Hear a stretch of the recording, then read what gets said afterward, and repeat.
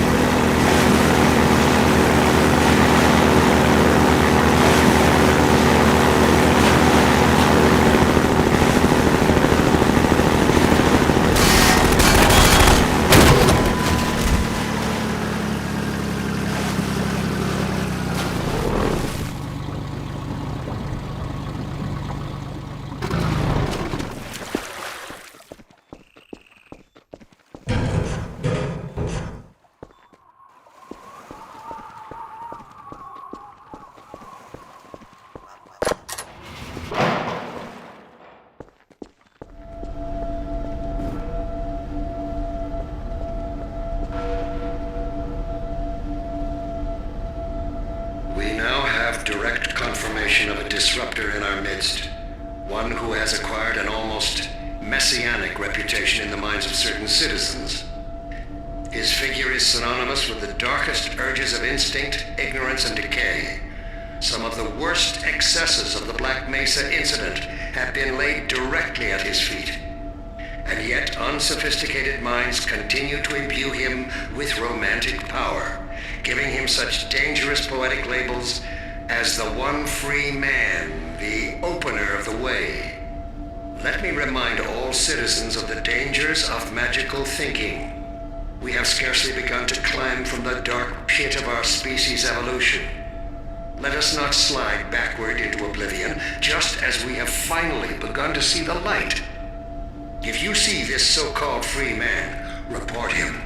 Civic deeds do not go unrewarded, and contrariwise, complicity with his cause will not go unpunished. Be wise. Be safe. Be aware.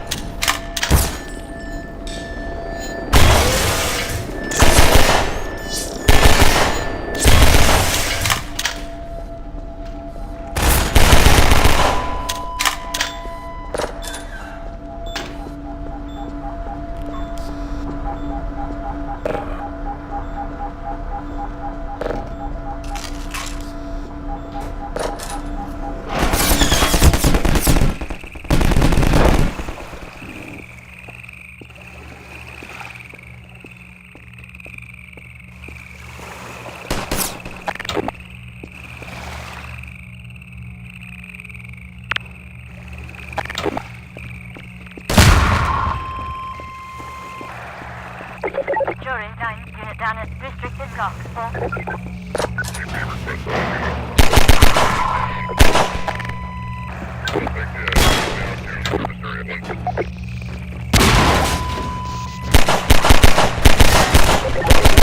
Restricted block. All teams, response code 3.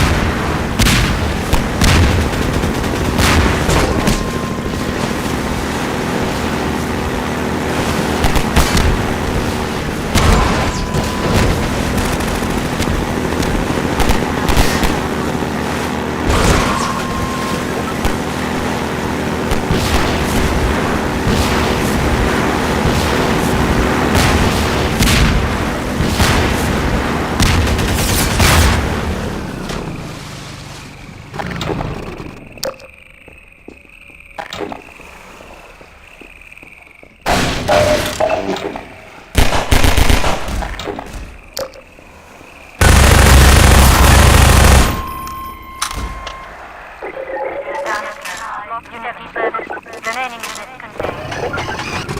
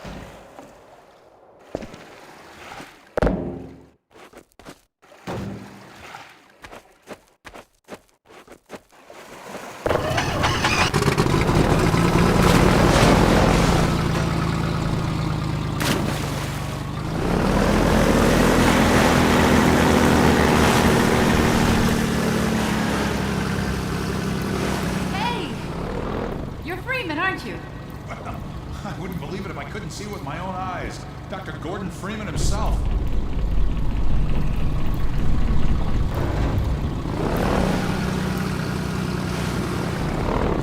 Just in time, Doc.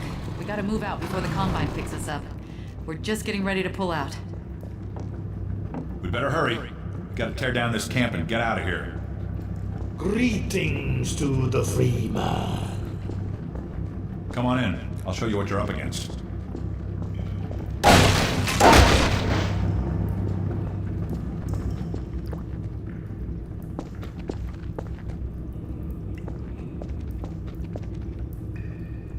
Here, take a look at this.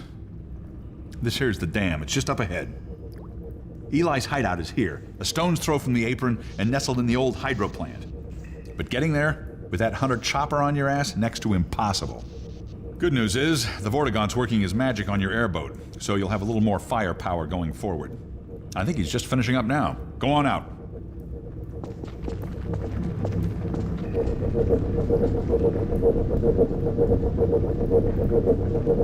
There we are. That gun came off one of the same hunter choppers that you're up against. I always like to bring a little irony to a firefight. Take that chopper down, and you should be able to tear on through to Eli's place. The freeman will accept this weapon or suffer greatly on the road ahead. Farewell, Dr. Freeman. Give him hell, Doc.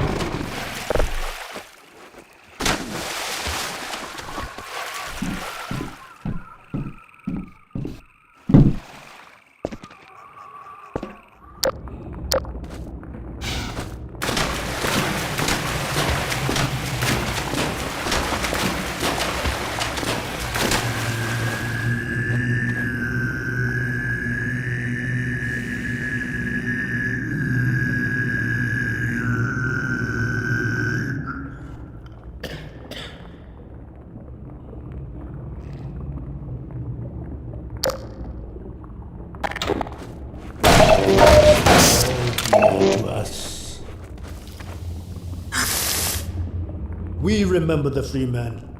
We are coterminous. There is no distance between us. No false veils of time or space may intervene. We see you still in Black Mesa. Clearly we see you in the Nihilant's chamber.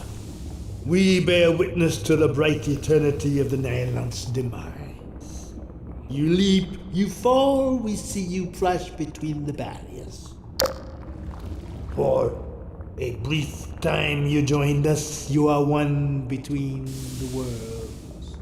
Communion of the vortessence, and that other, a deeper mystery. No deeper than the void itself. We cannot forget those whose cords you cut. Forgiveness is not ours to bestow. Unity of purpose, the shattering of common shackles, a single road we tread. Your song we sing and shall sing for eternity, no matter the consequences of this struggle. You have brought us grief and jubilation beyond measure. We are there still in observance of your final stroke. While our own lay scattered at your feet, you severed the vorticough that bound the Nihilants to life and to us. That sharp spur of hope has not dulled to this day. For once the lesser master lay defeated, we knew the greater must also fall in time. With you besides us, a talisman of victory, the day of freedom draws nigh. Your bright face obscures your darker mask. We call you Sib, although your mind and meaning are a mystery to us. Far distant eyes look out through yours. Something secret steers us both. We shall not name it. We have endured these chafing bonds for eons, yet a single moment of further servitude seems intolerable. How often have we slipped our yoke only to find it choking us again? Let this war end in either total victory or our extinction. No further compromise shall we allow. We take our stand beside you here upon this miserable rock. The way ahead is dark for the moment. What seems to you a sacrifice is merely to us an oscillation. We do not fear the interval of darkness. We are a tapestry woven of vortessence. It is the same for you if only you would see it. How many are there in you? Whose hopes and dreams do you encompass? Could you but see the eyes inside your own, the minds in your mind, you would see how much we share. We are you, free men, and you are us.